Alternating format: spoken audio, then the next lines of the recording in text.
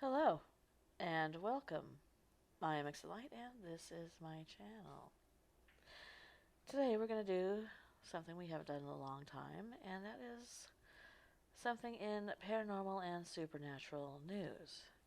Well, it's a little different than the news we've covered before, but it is paranormal and supernatural, and it's in the news.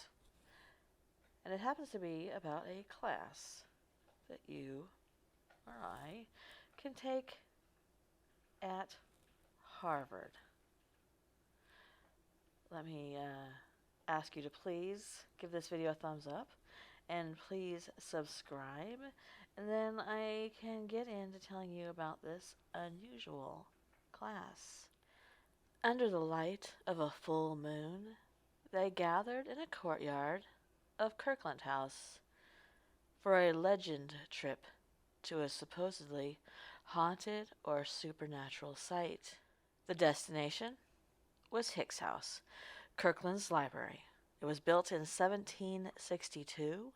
It was home to John Hicks, a participant in the Boston Tea Party, who was then shot during the Revolutionary War. The students in the supernatural storytelling, ghost lore, occult legends, and politics of the paranormal class had learned of the history the previous week during a ghost tour with Cambridge Historical Tours. That's a long name. Try and say that 3 times quick. The instructor, Lowell Brower, led a discussion about the practices of legend tripping and ostension, which in folklore studies means embodying or living out a legend. Then the group entered the library equipped with battery-operated candles, high-tech candles now, high-quality audio recorders, and an open mind about what forces might reveal themselves. After some hesitation, Danielle Kelly's group started taking ourselves really seriously, she's quoted as saying, and then they tried to contact Hicks. Here's her quote. We all held the big candle in the middle of the table, and we started asking yes or no questions to see if he would respond. Through the movement of the light, said the junior, I'm telling you, it moved. I thought it was so cool. I took a video of the whole thing. That trip was just one of several planned for the course, which was offered through the concentration in folklore and mythology. Others included visits to Wadsworth House, Holden Chapel, the site of Harvard Indian College, and a ghost bike outside Harvard Gate.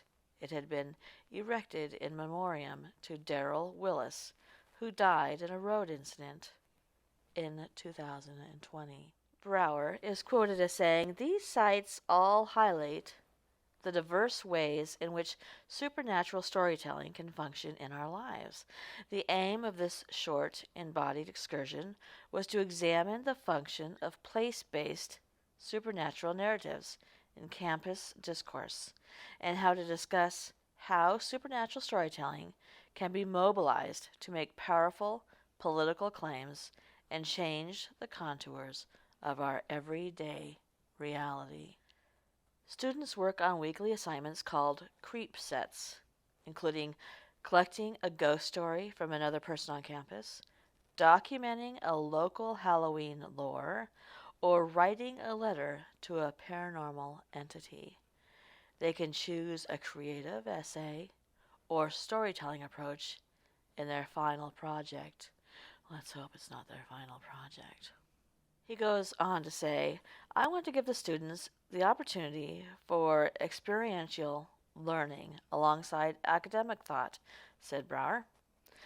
The head tutor, director of undergraduate studies, and a lecturer on folklore and mythology who received a doctorate in African and African American studies from Harvard himself.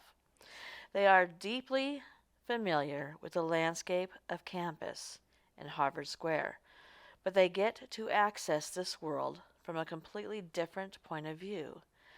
Think through its haunted histories, unearth its skeletons, and resurrect its traditions. Ellie Powell is quoted as saying, I've always been interested in how ghosts and monsters can function as cultural touchstones, and this is the oldest college campus in America, so it felt like a natural fit. My hopes were high for this class, and it's been even better than I could have ever hoped. We do amazing readings, and we've looked at Harvard hauntings specifically, which was really intriguing to me. And as it turns out, Powell wasn't alone because more than 100 people applied to take this course, which was originally restricted to only 20 students. But then Brower expanded the roster to 31 and said that the high level of interest among students reflects a fascination with the supernatural itself and how it intersects with other elements of everyday life, including life on campus. He goes on to say many students have had destabilizing, weird, or confusing experiences that haunt them in various ways.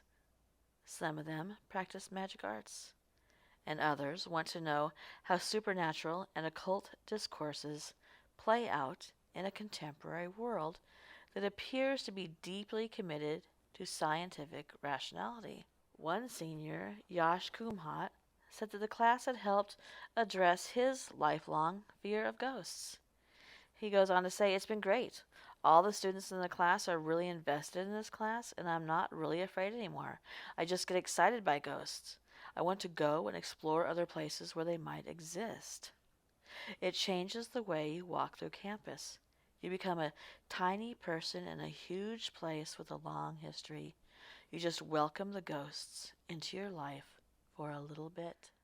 According to Brower, this class allows students to tap into their own folk traditions and their own legitimate sources.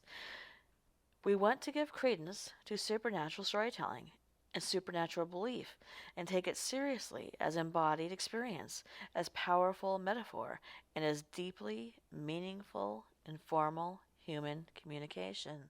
Supernatural storytelling also focuses on the interactions between paranormal activity and inflection points in culture and politics. Class readings include texts on religious and patriarchal prosecution of women during the Salem witch trials and the use of supernatural myths among white enslavers to exploit and oppress enslaved black Americans. After their time in the library, the group reconvened on the lawn between the Malkin Athletic Center to discuss their experiences and hear student presentations on the week's readings. Brower noted that sitting together and telling stories is a particularly meaningful experience, and he hopes that others will continue to join this class. So, what do you think? Would you be interested in taking this class? Personally, I can't believe that out of everybody who attends Harvard, only 100 people requested to be in this class. I would take this so fast, it'd make your head spin. Maybe we should all sign up for this class. Bombard it with exit light folk. That would be fun. Happy ghost hunting.